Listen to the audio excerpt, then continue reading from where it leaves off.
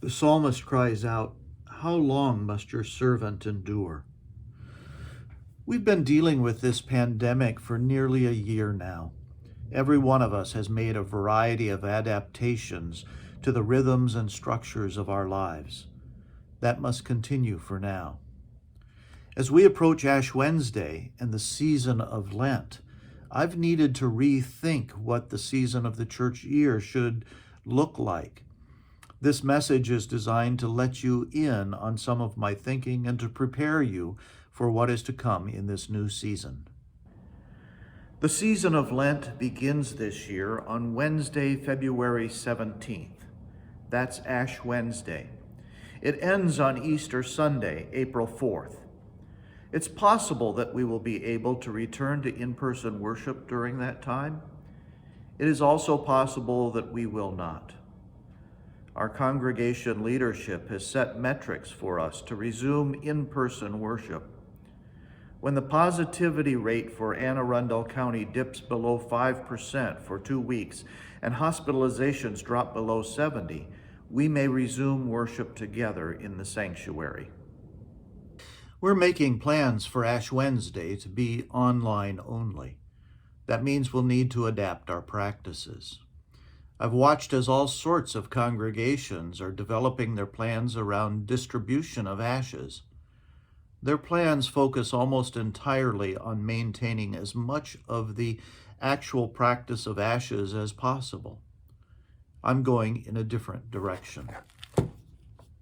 When ashes are imposed, the words, "Remember you are dust, and to dust you shall return," are said, reminding us of our mortality. I don't think we need more reminders of our mortality this year. By mid-January, more people in the U.S. have died of COVID-related illness in 1 year than died in battle in World War II during 4 years. The promise of the vaccine is still far away from us. Did you know that the ashes mean more than mortality? They're a sign of repentance. They're also an ingredient of soap, which of course has the connection with cleansing.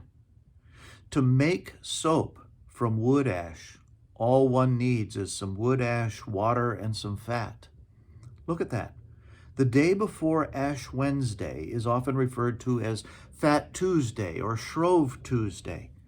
It's the day of the year when it was traditional to rid the home of fat, sometimes cooking with it, but more often making soap for the year.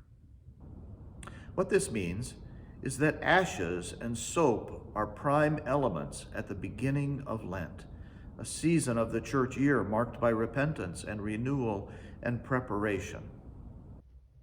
With all that in mind, I have a proposal for Ash Wednesday this year. Go into the main bathroom of your house, the one where you visit to wash your face, comb your hair, and to make sure that you look presentable before going out of your home.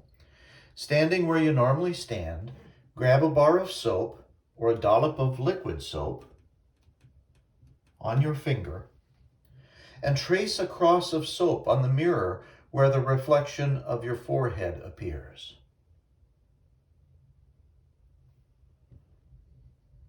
Other members of the household can do this for their own reflection. When you make that cross, say these words: "You are forgiven and called to be a blessing to others." Now the hard part. Leave that mark on your mirror all through Lent. I know that will bother some of you a great deal. You pride yourself in keeping things around you clean. Just remember, this is a sign that you have been made clean through nothing you have done. Each morning during Lent, line yourself up with that soap mark and repeat those words. You are forgiven and called to be a blessing to others. You notice that I'm using a Post-it note on my mirror to remember the words. Then as you wash your face each morning, remember your baptism, for in baptism you were claimed by God. During the first 5 Sundays of Lent, there will be a focus on baptism.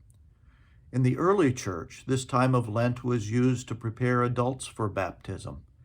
And so in a sense this year, we are returning to that practice. Also, we will resume worship on Wednesday evenings at 7:30 p.m. during Lent. There will be a service on Ash Wednesday, remember that's February 17th, and then on the following Wednesdays. We will have an in-depth learning opportunity combined with worship. Watch for more details about that.